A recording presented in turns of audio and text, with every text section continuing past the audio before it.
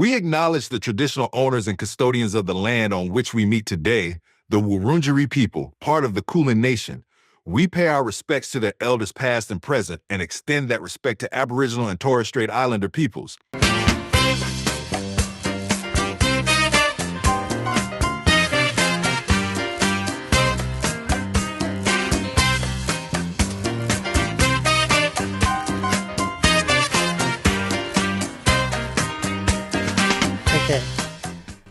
African Australians Conversations is a podcast series that amplifies the voices and contributions of African Australians to Australia's multicultural identity. Through interviews, thematic episodes, and community storytelling, the podcast will explore migration, identity, creativity, and civic impact, challenging stereotypes, and celebrating diversity. Today, I'm talking to Yaa Gyamfuaa, a businesswoman of Ghanaian origin. Yaa is the owner of Afro Trends Salon, located in Preston, Victoria. We will explore Yaa's experience as a business owner in Australia and the contribution she believes she is making to Australia's multicultural and socioeconomic life. Welcome, Yaa. Thank you, Kwame. Okay, Yaa, tell us about your journey to Australia. My late father, Dr. Yajem, who sponsored me and my siblings to Australia. And we arrived end of, I remember, November, which is 1994. And we first located at Munipons in Melbourne. Yeah. And then I realized that my father wanted to move to Brisbane at a time. So we end up live with a friend for about 3 months. And after 3 months, my father decided to shift us over to Brisbane, which is where I realized that the journey beginning for me. Okay. So I lived in Brisbane for 5 years. Okay. And after 5 years in Brisbane, because I have spent 3 months here already, I seems to like here better than Brisbane. You mean Melbourne? Yeah. Okay. So I seems to like Melbourne much better than Brisbane. So after 5 years, I decided to make a move. Okay. And which is what I think I remember concerning my journey to Australia. So tell us about any memories that you have something in your culture, in your family, in your community, in Ghana and also in Australia, something that really sticks out for you. I will begin with Ghana. Yes, I like the culture, which is the food. Yes. And the community. Yes, we have time for each other. Okay. And also when it comes to Australia, yes, I was lucky because what I remember was I was not able to live with my siblings when we were in Ghana. Yeah, I have my brother live with my father's relative, and my sister also lived with my uncle. So, which to me, it was me and my younger one live with my mom. But when we had opportunity to travel together to Australia, yes, it gives us opportunity because I was more like a mother. Okay. So I was the one that took care of my 3 siblings. We lived together between Brisbane and Melbourne for 8 good years. Okay. So what stick with me as a family and community, I think that gave us opportunity to connect with one another, to learn from one another, and also to bond as a siblings. Well, you mentioned food. Does it mean that you don't get Ghanaian food in Australia?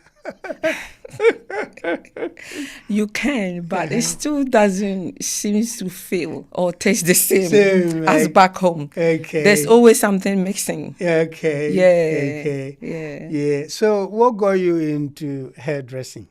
After I finished high school in Ghana, I think I was at the age of in between 15, 16. And then I decided to go to do hospitality. Okay. That was my passion at the time. Okay. And it was at Agona Ashanti. And I remember when I got there after 1 year, the school introduced hairdressing. Okay. So I remember the school was Women's Training Institute at Agona, like I said before. And then when the course was introduced as a hairdressing course, it when I find my passion. Okay. I did not know, but I remember when I was much younger, I have one sister in Ghana. And I remember I used to do her hair. With water, all kinds of whatever that I will find, because she used to have very soft and fine hair. And then I remember I used to pray with her hair, but I didn't know it was something in me. All right. Until when I was in school and second year, that course was introduced. And then I could not remember doing hospitality anymore. I focused on that, which is where I realized that it is my passion. What motivated you to go into business and set up a salon?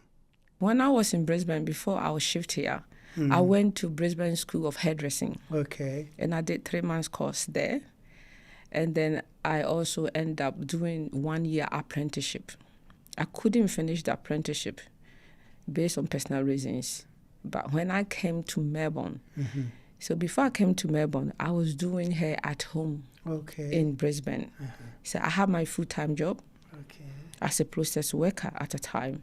And then I also do second job as a hairdressing. So in the morning, I'll do hairdressing before I'll go and do my permanent shift. Okay. So I decided to move here. Then I came with all my tools. And then I remember when I arrived here, after 6 weeks, we went into community event. And then I met a gentleman who was also a hairdresser. And then we became friends. So he was also trying to open up his own business. But because we became friends, we didn't talk about it at a time. He came to my house for a visit. And then he realized that I have all the tools. So he's like, oh, I didn't know that you do hair. I said, yes, this is who I am. So then conversation beginning, and we went into partnership. We were in partnership for 4 good years. And after 4 years, I left and started my own. How does your cultural background as a Ghanaian or as an African, influence your business as in the salon business in Australia, as an African Australian? I would say it's very powerful and very interesting because I remember I've been in my own for 21 years. And back in the days, it wasn't easy as it is today to get any type of product for our texture hair. And then, so basically, if you do have the opportunity in this kind of industry, you are well recognized and people appreciate for you making that effort. And then I remember about maybe 10, 15 years ago when most of our refugees, people start coming in. I remember a country called Sudan. Yeah, from Sudan, yes. I used to have a lot of older women Okay. that they used to come to my shop that they were so admire of what I do. Okay. And they used to tell me that we are so appreciate because we feel like you stand out and you give our children confidence for them to know that they can also make it on their own. Oh, good. So they really make me feel like I'm probably doing something better to impact the community or the whole texture women hair. Yes. Walking around either in Melbourne or even traveling around Australia, I see non-Africans adopting African hairstyles, particularly braiding, right? What do you think has influenced non-Africans adopting African hairstyles? I think it's very unique. Okay. And it's really stand out. Uh-huh. It's something different that it fit in many occasions. Yes. And most of us, we think that we call it protective styles. Okay. For example, if you want to go on holidays, Yes. like camping, Yes. or let's say overseas, that you don't know your way around much, that you feel like you want something that will last you for a while. Mm-hmm. It's always option for most of people with Caucasian hair, mm-hmm. for them to go for African style, like braiding. Mm-hmm. So I would say that it's what gives people more interested in braiding hair. Yeah, and I must confess, when I see non-Africans, wearing African hairstyles, I feel very proud that, our fellow Australians are adopting some aspect of our culture. Oh, yes. Yes, and for me, that speaks for what we've all been working for, a truly multicultural Australia. Oh, yes. Most of my clients, I've got 70% of my clients who are Westerners. Really? 100%. Yes. And what styles do they go for apart from braiding? Oh, cornrow. Mostly braiding. Braiding, cornrow. Okay. They find cornrow, it's very artistic look. Okay. And it's very... they're more interested in it. Okay. Even that, because I think for us, we kind of used to it. It's part of us, we know. But they find it so interesting. Okay. And they think that it's very unique. So why not? Yeah. Yes, I find most of Western people do braid their hair more than even we Africans. More than the Africans. Yes. Yeah, but another thing I've found is that it's mostly the younger generation. Yes. And do you get some older generation African Australians also come and do braiding? I would say these days not as much as the youth. Okay. The youth all over. Uh-huh. It doesn't matter which background. Okay. I remember back in the days, people used to feel very difficult. Uh-huh. I think they like it. Okay. But they didn't have the zeal. Okay. Because they felt like maybe they might offend us. But these days, it got nothing to do with that. As long as they are happy with it, honestly. Absolutely. I find 9-year-old boys coming in, doing their hair. Like I said, it's very surprising. So I really feel like, things are drastically changing. Oh, good. Yes. Oh, good. Oh, good. And, going into a new country, trying to establish yourself, and in your case, being brave enough to decide to work for yourself. What are some of the challenges that you faced, and how did you address these challenges? Wow. The challenges was very great. Yes, because... especially with me and my level of strength and my education, it was a little bit difficult for me. Mm-hmm. But what I have realized is I think in this life, we all do have our calling. Absolutely. Calling. Yes. Whatever you have called in, if you engage it in it, you can do it. Because if you look at the struggle and the challenge, if you don't have the calling, you can't make it. But if there's a calling, regardless of what it is, you can overcome it. Yes, because you're going to be able to speak good English. Sure. You need to know how to the navigate. Language, exactly. Yes. I think I would say at the beginning, it was not there. No. Yes, so basically it's like you start a journey that you don't know where you will end, but you do have some kind of hope. Okay. That somehow you will get to where you're supposed to be. Okay. Yeah. So with overall, I would definitely say that you need to make sure that whichever business or journey you start, there is a calling to it.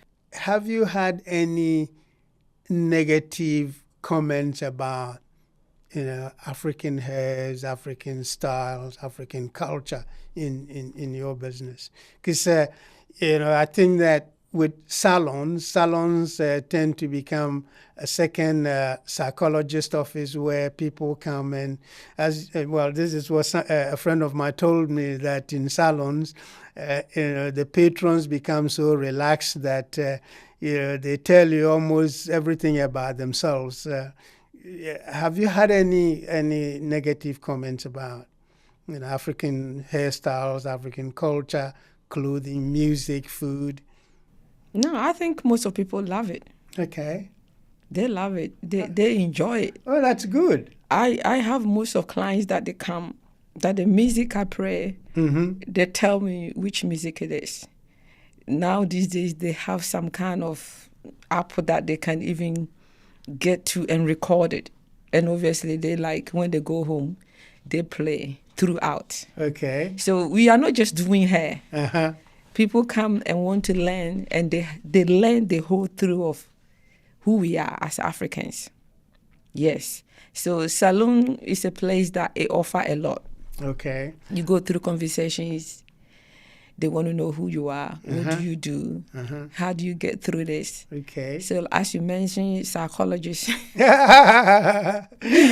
sometimes it's a bit overwhelmed. Overwhelming, yeah. Exactly, because you're not just going to do hair. When the person sit down, I would definitely say that most of people probably doesn't even come because they want to do their hair. Okay. Sometimes it's a different altogether. They just come to talk. They just come to talk. Okay. But they feel like because they cannot sit in your couch and occupy your space for nothing, then they pay like they're doing hair. All right. But Wow. basically, there's different thing altogether. Well, that's very interesting. And do you offer them good advice? I mean, what are some of the subjects that they talk to you about? They talk about everything, even the things that you're not ready to hear. Really? They talk about everything. Uh-huh. That is why I say before, you have to have a calling. Okay. Otherwise, you get to a point that you feel too overwhelmed. Okay. But if it's what you have assigned to do, Yes. I think you do have answers for everything. Okay. And sometimes, even though you feel too tired, you still find courage the next day to face what needs to be done. Let's talk about the next generation, because, we are going through a journey where we live our lives, but then we have the next generation. So in your business, do you get young African Australians coming in and wanting to be apprentices and learning how to carry on the culture of hair doing? Even just last week, I signed one up Okay. who have come on board. That To learn the craft. yes, And is this an African Australian? she's African Australian. And what about non-African Australians? Do you get I do get them. come in and train to become hairdressers looking after African hair? Yes, because they start off, I think when they are in school, maybe year 10 or year 11 or so, they have to go out and do work experiences. Okay. So you get contact from the school. The teachers will call you. Uh-huh. And those who seems to be interested in that line, Yes. they will call you and they will come and do traineeship with you. Yes. It can be any type of background. Yes. Because like I said, because now the trading and the system is changing for all type of race, I feel like now it's not about Africans getting to know or sticking with the job as a young generation anymore. Okay. Different. I won't be surprised in the next 5 years to 10 years, it will change completely. Oh, good. You don't have to be African to do braid or to own texture business because everyone is learning as it is right now. I had an experience in Canberra. This was the day before my wedding, and I wanted to cut my hair. So I went to a non-African salon and asked them to cut my hair. And the first question I asked the person who, the stylist, was whether he had any experience with cutting African hair. And he said, absolutely. And then I sat down, and usually, you know, with non-African hair, they wet it and then they gather it in little clumps, and then he started doing that with my hair. And then after that, I looked in the mirror, and my hair looked like a moonscape. And and the next day was my wedding, so I had to go home and try and undo the work that is done. So, you know, do you find experiences like that, you know, people come in and they're expecting that you adopt you know, non-African style, cutting their hair, and then you do it the African way? Has that happened? And if it has, what has been your reaction and the reaction of the clients? What you just talked about, it happens to a lot of people, and different type of hair, Caucasian hair, even it happens to them. Because I do also services wigs. I sell wigs in the store. And then people come that their hair did not cut as it should. So then they need to wear wig temporarily. Until they get to the point that they're happy. So basically, this kind of situation really happening to all type of race. It's not even African salon. But most of us, yes. They go to Western salons, Western hairdressers, and instead of them saying, you know, they give it a go and they mess it up. And it's a big problem. Yes. Because once the hair is cut wrong, it's hard to refix it. You can't.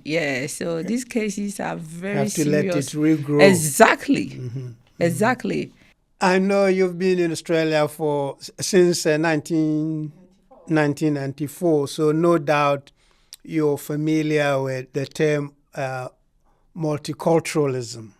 And we proudly promote Australia as a multicultural country. In fact, I think without doubt, Australia is one of the most diverse countries in terms of people from different countries coming to settle here. What is, in your view, what does multiculturalism mean, right? And what do you think are the benefits of multiculturalism? Oh yeah, I think it's beautiful. Because like with my own experience, as I said before, what made me move back to Melbourne years ago was because, like I said, I spent 3 months here before moving to Brisbane. And I think within that short time of 3 months, it gave me opportunity to see the diversity of multicultural in Melbourne, which back in the days comparing with Brisbane. So that was what pushed me to came back. Because I felt like Melbourne is more diverse, different culture, different activities. And then you have more option of getting the food, clothing, and to get access to who you are, you find it more easier. So which is why I moved here myself. So I love multicultural because I know I am part of it. And I know that it's a very powerful thing for us to embrace it. Because whether we like it or not, as it stands, it's only going to grow and get bigger. How do you think, you know, you are contributing to Australia? Let's take it in stages. So how you believe you are contributing to Australia, Australia's socio-economic life. It means the contribution that you're making to Australia's economy. Because sometimes people think that migrants come here and they don't make a contribution. They depend on the taxpayer, right? So tell us, economically, how are you contributing to Australia? Because we pay our tax, first of all. Absolutely, yes, you're a taxpayer. Yes, and then for me, running a business, Yes. basically employing one person, it's also Employment, contribution. Yes. So And you are then- an employer. Exactly. Yes. And then we do even pay overhead. Okay. Contribute to the, how do you call it? Let's say I'm under Darabin City. Oh, okay. You see, council Correct. rate. Okay, you pay So- council rates. exactly. Yes. So I don't think that we are liability to the country No. or the system. No. Yeah, but with what I see, I can see that everybody or everyone trying to do their best. Okay. Yes. So that mindset, I think it needs to change. Yes. Yeah, it has to change because I can see that my own experience, and I know other business owners like myself, that they are also doing the same thing as I'm doing. Okay. Yeah, so look, if you do employ one or two people, Yes. you are offering also contribution. Absolutely. Yeah. Absolutely. So I don't really think that, no, we are not liability, but rather, Okay. yes, we are also contributing to the country. When you have non-Africans come to your salon and you engage in conversations with them, do you discuss some of these issues? Oh, we discuss all type of issues, like I said before. Even, look, if you, I think with my experience that I love most, when you're doing those young people hair, because young people, I think Australia is very far from where we come from. That's right. If I'm traveling from Ghana or I'm traveling from Australia to Ghana, it takes 24 hours. Yes. Perhaps it could be even more longer. So I believe that most of people doesn't have easy opportunity to go to West Africa or let's say any Africa countries Yes. to get to know who we are. So I think they can only learn and get to know who we are in the businesses like myself. Okay. And I believe those young people, new generation, if I think back, the way it used to be, back in the days, it was just all about Africans coming to the store, doing their hair. But now we having different diversity of different type of people all coming in. It's a contribution that they're getting to know us, who we are, how we communication. Yeah. Are we friendly? Okay. Are we worth kind of people for them to obviously giving us opportunity? And I think it's a way for them to get to know us because it's easier to get to know a person when you spend time with them. Yes. So when you have someone coming in once a month, twice a week, or even 3 times in a year, they're getting to know who you are. Yes. And then they're getting to know your whole people. So, for example, my own business, if I have 10 clients of Aussies coming in constantly or once in a while, they're getting to know Ghanaian people. So I think we are not liability at all. People get to know us and they fall in love with us. And we also get to know them. And we also fall in love with them. So I say it's all about relationship, communion together, and get to know one another. African Australians are only heard of in the media when bad things are happening. Not that I condone those bad things. I think that it is not acceptable that those things happen. But how do you think we should work together, or how can we work together to change that image of African Australians that we are a source of problem to the community? Yes, it is very sad. Like I said, because I work with the youth a lot. Okay. I don't just do their hair because I'm a mother. I've got teenagers. Okay. I've been through also single mom journey. Okay. And I can understand the pain. and the journey for them. Okay. So sometimes I just want to take a bit of time to get to know them, understand them, listen to their stories. Okay. And also, it's very sad how we have been imaged and painted. Yes. I would say that generally, bad things happen in all races. Oh, yes. Sometimes you as a parent, you do what you can, but somehow a child turn out and bring something. Yes. I don't think I would like to blame anyone particular. But like I remember growing up, they say it's the whole village that raised a child. Yes.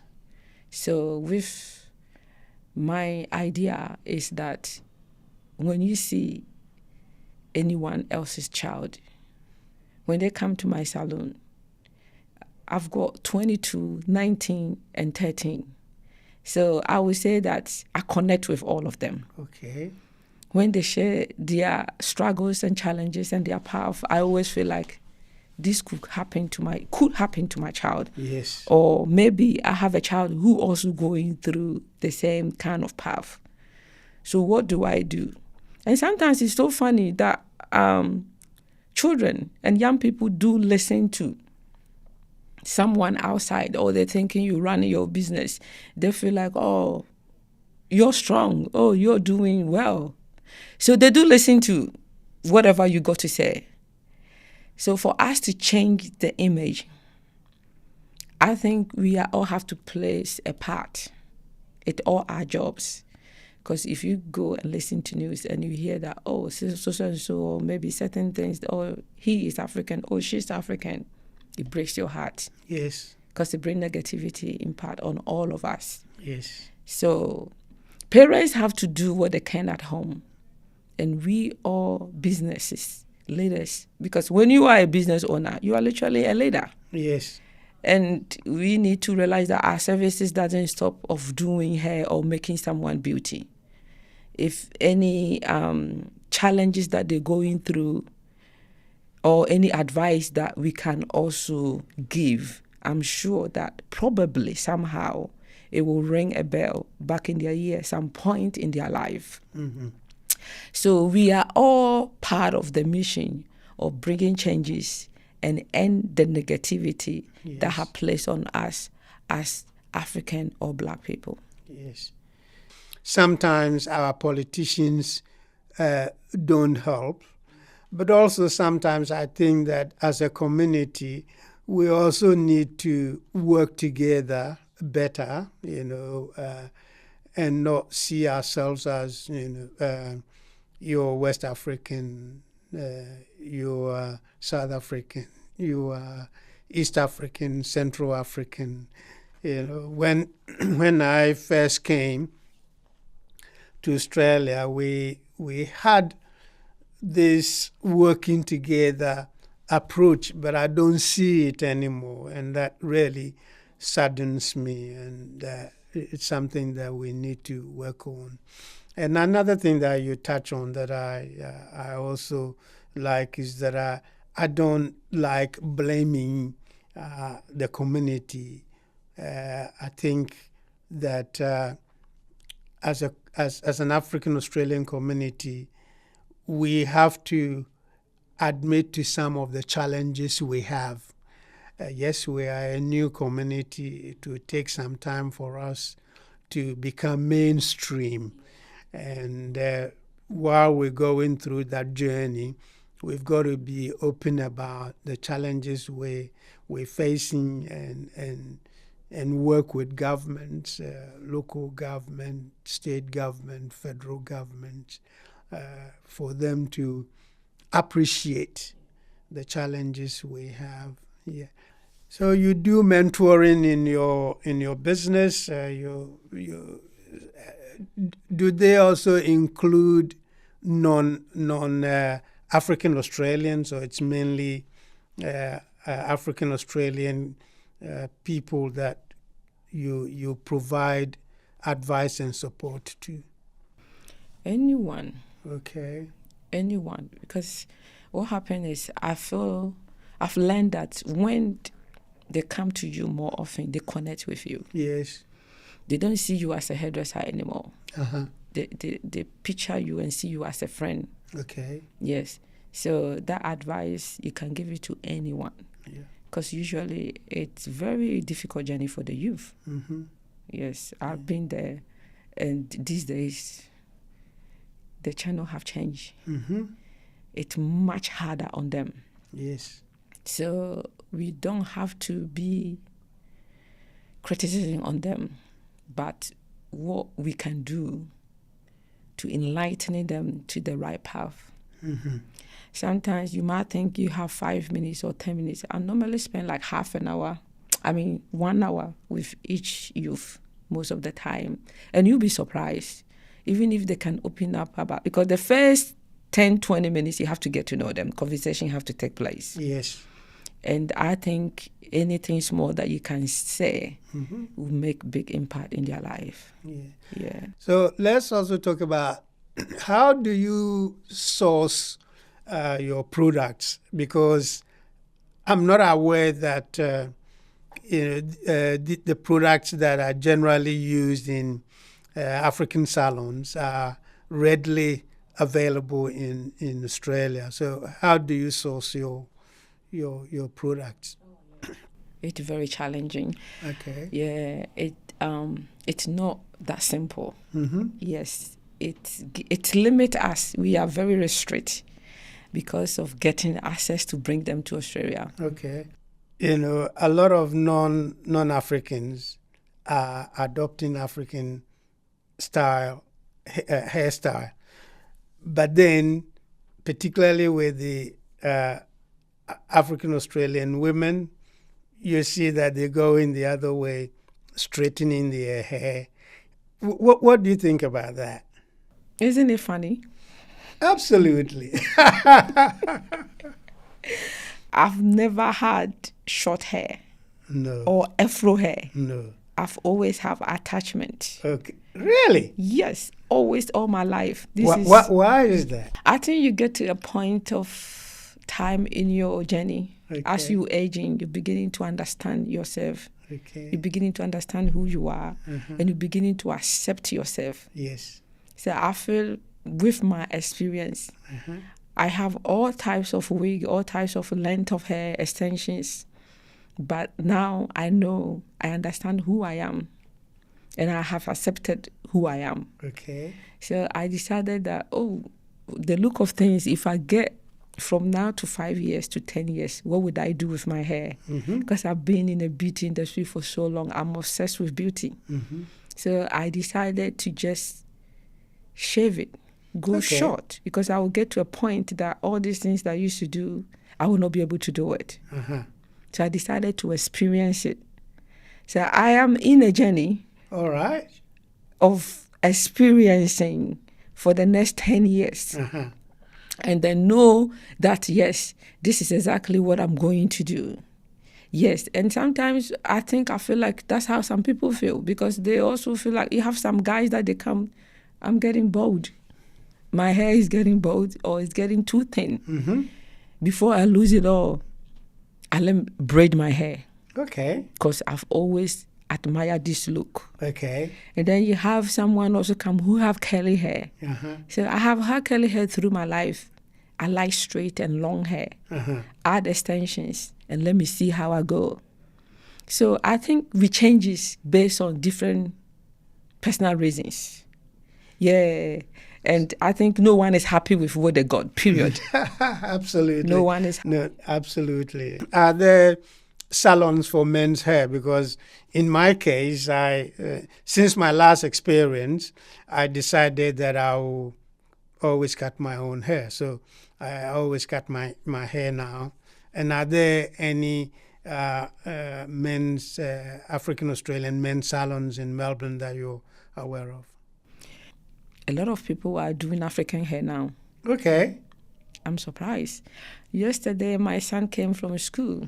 He's 13-year-old, and he came a bit late. And he's like, I went to my friend, Zin. I think he's Italian. Okay. He said, I went to get my hair cut because he got full curls, kind of mini dread. and then they have to still undercut to shape it. Okay. And I was so surprised how good job that boy did. And he didn't go to mom to cut it for him. No. No, even they get to a point that they feel like, oh, you are out of fashion. Okay. So, yeah. And his friend, which is Caucasian hair, Yes. end up gave him a very nice cut. Okay. Yeah. So these days, I think, look, there's a lot of diversity with our look. Uh-huh. You need to do research and also find the right place, because I think the youth are blending. Okay. There's a blending Okay. in our industry. Yes. That it doesn't have to be African that have to know how to cut your hair. This is one of the sources of pride for me when I see non-Africans wearing African textures, clothing. For example, yesterday, the newly installed Archbishop of Canterbury in the UK, she had an African choir, and they were all wearing kente. And wow, It's amazing. I was so happy to see that. Okay, yeah, we're coming to the end of our conversation, which I've enjoyed very, very much. So, what message do you want to leave for our fellow Australians about we African Australians? We are here. We're not going anywhere. We're part of this society. We're contributing. What message would you like to leave for them that, hey, embrace us, accept us, and let's journey together? What's your final message? Even if you're raising a child, Yes. and the child is stubborn, not doing well, things are not going well as you are expected, what you can do is continue to embrace that child. Yes. Because if you are my boss and you want me to do a good job, and you keep criticizing me, putting me down, you don't get the best out of me. Absolutely. You take my confidence away. Yes. And you make me know that I'm not useful Yes. to your company. Yes. But you'll be so surprised if you keep positive and encouraging and embrace them. They will tend to give you what you are expecting. So I always say to Aussies that the same. We need the encouragement.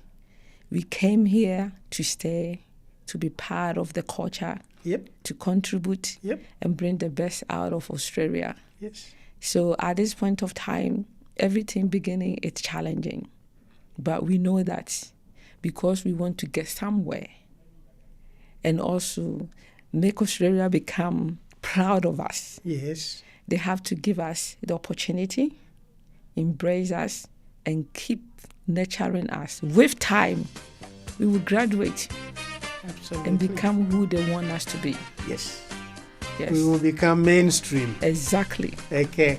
Thank you very, very much. You're welcome. It's been an enjoyable conversation. I really appreciate it. Thank you for having me. You're welcome.